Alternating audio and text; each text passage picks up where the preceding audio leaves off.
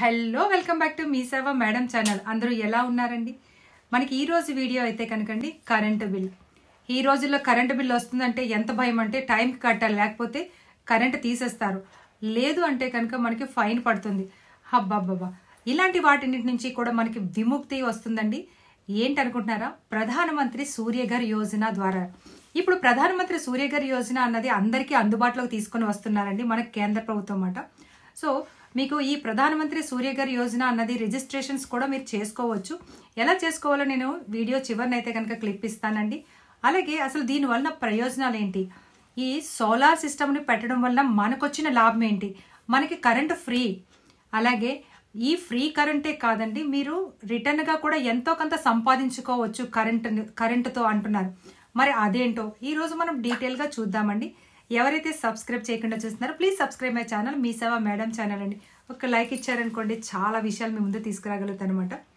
ప్రధానమంత్రి సూర్యఘర్ యోజన ఇది చాలా రోజుల క్రితమే వచ్చిందండి, చాలా నెలల క్రితమే వచ్చింది. కానీ ఏంటంటే దానిలో కొన్ని మార్పులు చేర్పులు చేస్తూ ఇది అందరికీ కూడా, సామాన్యులందరికీ కూడా అందుబాటులో ఉండే విధంగా దీన్ని అయితే కనుక కొన్ని మార్పులు చేసి తీసుకొని వచ్చారండి మాట. ఈ ప్రధానమంత్రి ఆవాస్ యోజన లాంటిది ఈ ప్రధానమంత్రి సూర్యఘర్ యోజన కూడా మాట అండి. దీని ద్వారా మీకు సబ్సిడీ వస్తుంది మాట.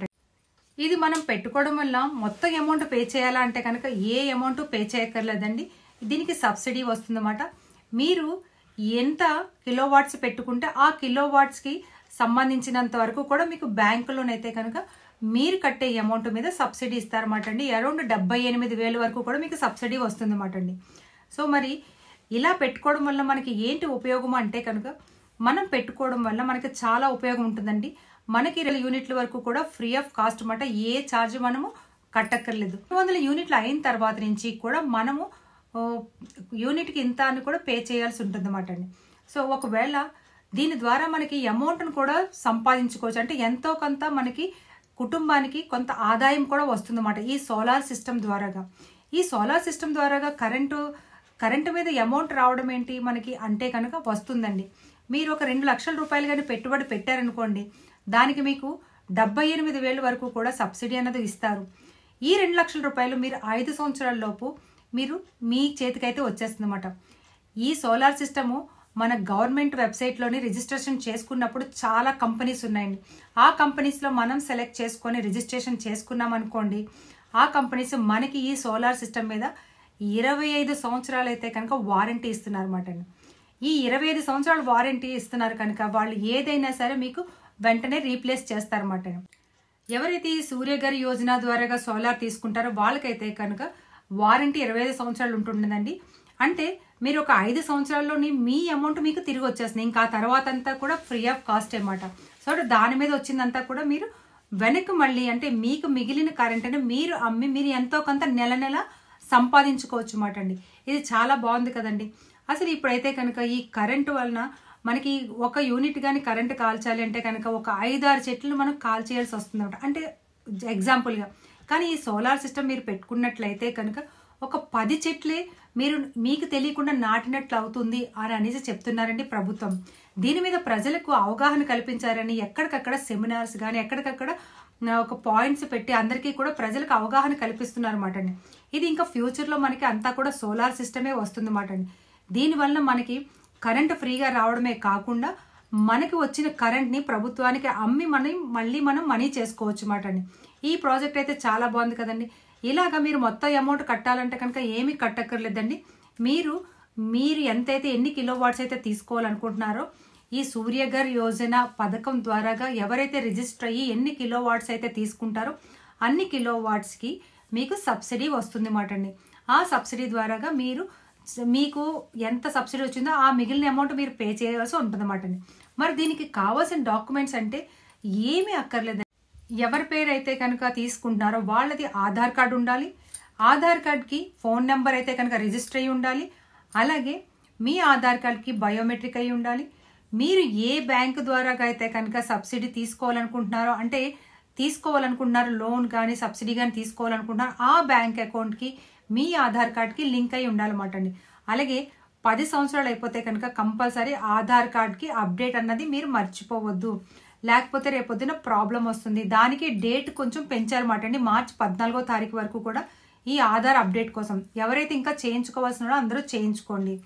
ఇక బ్యాంక్ అకౌంట్ ఉండాలన్నమాట అండి. ఆ బ్యాంక్ అకౌంట్కి NPCI కూడా ఉండాలన్నమాట అండి. National payments corporation of India. ఇది ఎవరికైతే అవ్వలేదో NPCI వాళ్ళు పోస్ట్ ఆఫీస్కి వెళ్ళి 200 రూపాయలు అకౌంట్ తీయడం ద్వారా NPCI కూడా అయిపోతుంది అన్నమాట అండి. సో ఆధార్ కార్డు ఉండాలి, బ్యాంక్ అకౌంట్ ఉండాలి, అలాగే మీకు కరెంట్ బిల్ కూడా ఉండాలన్నమాట అండి. ఈ 3 ఉంటే చాలండి. మీకు ఏ బ్యాంక్ నుంచి అయితే కనుక మీరు తీసుకోవాలనుకుంటున్నారో ఆ బ్యాంకుకు వెళ్ళి మీరు అప్లై చేసినట్లయితే మీరు అప్లై చేసిన కాపీస్తో పాటు రిజిస్ట్రేషన్ చేసిన అప్లికేషన్తో పాటు ఇవి కూడా తీసుకొని వెళ్ళి మీరు ఇచ్చినట్లయితే మీకు కావాల్సిన సబ్సిడీ అన్నది మీరు ఏ అకౌంట్ అయితే ఇచ్చారో ఆ అకౌంట్ పడిపోతుంది అన్నమాట. మరి దీనికి రిజిస్ట్రేషన్ ఎలా చేయాలి ఏంటనేది ఇప్పుడు నేను చూపిస్తానండి. స్కిప్ చేయకుండా చివరి వరకు చూడండి. ఇది మీరు మొబైల్లో కూడా అప్లై చేసుకోవచ్చు. PM సూర్యగర్ రిజిస్ట్రేషన్ అని కానీ మీరు టైప్ చేసినట్లయితే మొబైల్లోని గూగుల్లోకి వెళ్ళి first option national portal for rooftop solar అని వస్తుంది అన్నమాట అండి. దాని మీద మీరు క్లిక్ చేసినట్లయితే మెయిన్ వెబ్సైట్లోకి మీరు వెళ్ళొచ్చు అన్నమాట అండి. ఆ మెయిన్ వెబ్సైట్లో ఫస్ట్ చూసారు కదా, apply for rooftop solar ఉంది. సబ్సిడీ స్ట్రక్చర్ అంటే మీకు సబ్సిడీ గురించి తెలుసుకోవాలనుకుంటే కనుక ముందు అది ఓపెన్ చేయండి. PDF ఫైల్ అయితే కనుక ఓపెన్ అవుతుంది. ఆ PDF ఫైల్లో డీటెయిల్గా ఇచ్చారండి. ఇక్కడ 30,000 పర్ అదంటే కిలోవాట్ ఏంటంటే 30,000 అప్ టు 2 కిలోవాట్స్ వరకు కూడా. అప్పుడు మీకు ఎంత వస్తుందంటే 18,000 వరకు కూడా అడిషనల్ కెపాసిటీనే 3 కిలోవాట్స్ వస్తుందన్నమాట. ద సబ్సిడీ 78,000 వరకు వస్తుంది. ఇక్కడ మనకి ఎంత అన్నది డీటెయిల్గా ఇచ్చారన్నమాట అండి. ఇక్కడ కానీ pmsuryaghar.gov.in మీద ప్రెస్ చేసినట్లయితే మనం ఎలా అప్లై చేసుకోవాలి, ఎక్కడ అప్లై చేసుకోవాలన్నది మనకి సైట్ అయితే కనుక ఓపెన్ అవుతుందండి. మీరు ఒకసారి ఈ PDF ఓపెన్ చేసి డీటెయిల్గా చూసిన తర్వాత అప్పుడు మీరు అప్లై చేయడానికి అయితే కనుక ముందుకు వెళ్ళండి. నేనైతే కనుక అప్లై చేస్తున్నానండి. ఇక్కడ apply for rooftop solar అని కొట్టగానే అక్కడ మనకి రిజిస్ట్రేషన్ లాగిన్ అని అడుగుతుంది. ఫస్ట్ రిజిస్ట్రేషన్కి వెళ్ళాలన్నమాట అండి. అక్కడ మీరు ఏ స్టేటో ఆ స్టేట్ ఇవ్వండి, తర్వాత డిస్టిక్ ఇవ్వండి, మీ ఎలక్ట్రిసిటీ బోర్డు ఏంటన్నది ఇవ్వాలి. మాదైతే కనుక ఈస్టర్న్ పవర్ డిస్ట్రిబ్యూషన్ అంటే EPDC అనమాట మాది, ఆంధ్రప్రదేశ్ కనుక నేను అది ఇచ్చాను. ఆ తర్వాత మీకు కరెంట్ మీటర్ అంటే మీరు ఏ ఇంటికైతే పెట్టాలనుకుంటున్నారో ఆ ఇంటి మీటర్ నెంబర్ని అక్కడ టైప్ చేయాల్సి ఉంటుంది అన్నమాట అండి. ఇవన్నీ ఇచ్చిన తర్వాత అక్కడ కిందన క్యాప్చ్ కొట్టి సబ్మిట్ కొట్టాల్సి ఉంటుంది అన్నమాట అండి. ఆ సబ్మిట్ కొట్టిన తర్వాత అప్పుడు నెక్స్ట్ స్టెప్ అన్నది వెళ్తుంది. మీకు OTP కూడా వస్తుంది అన్నమాట అండి. ఆ OTP వచ్చిన దగ్గర మళ్ళీ ఇందులో అయితే కనుక మనకి 6 స్టెప్స్ వరకు ఉన్నాయన్నమాట.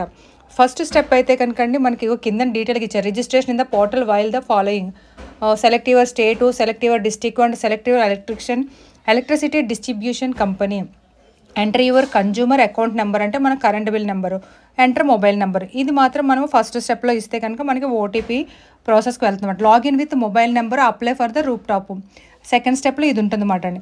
ఇక థర్డ్ స్టెప్స్కి వచ్చేసరికి once you get the feasibility approval, you get the plant installation if any registration vendors అంటే అందులో అన్నీ కూడా డిస్కమ్కి సంబంధించిన మొత్తం అన్ని వెండర్స్కి మనం ఎవరి దగ్గర మీరు తీసుకోవాలనుకుంటున్నారు ఏంటి వాటి అన్నిటి గురించి ఉంటుంది అన్నమాట. నెక్స్ట్ అయితే కనుక ఫోర్త్ స్టెప్ ఏమో వన్స్ ఇన్స్టాలేషన్ ఈజ్ కంప్లీటెడ్ అని వస్తుంది. ఫిఫ్త్ స్టెప్లో అయితే కనుక commissioning certificate will be generate. మనం ఎంత అప్లై చేస్తామో దానికి కావాల్సిన కమిషన్ ఏంటి వస్తుంది, ఎంత వస్తుంది ఏంటి అనేది ఆ సర్టిఫికేట్ మనకి డౌన్లోడ్ అవుతుంది. మనం అది పట్టుకొని మనం బ్యాంకుకి వెళ్ళాల్సి ఉంటుంది అన్నమాట అండి.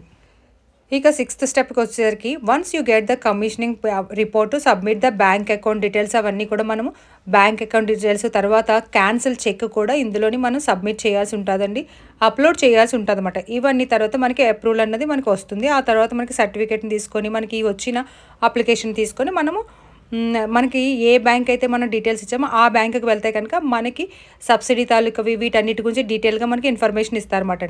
ఇదంతా అప్రూవల్ అయ్యేసరికి ఒక 4-5 నెలలు కూడా పడుతుందని అన్నారండి చాలామంది. నేను కూడా ఇప్పుడే మీతో చేస్తూ ఇదే నా అప్లికేషన్ అనమాట, నేను కూడా పెట్టానండి. ఇది రెసిడెంట్స్ వాళ్ళందరికీ కూడా అంటే ఇండివిజువల్ ఇల్లులు ఉన్న వాళ్ళందరికీ కూడా అవుతుంది. పెద్ద పెద్ద కంపెనీస్కి కానీ లేకపోతే పెద్ద పెద్ద అపార్ట్మెంట్స్కి వాటికి అవ్వదండి. గవర్నమెంట్ ఎంప్లాయీస్ కూడా దీనికైతే కనుక అప్లై చేసుకోవచ్చు అనమాట. మరి ఈ వీడియో నచ్చితే లైక్ చేయండి, షేర్ చేయండి, సబ్స్క్రైబ్ చేయండి, మీ వాళ్ళందరికీ పంపించండి.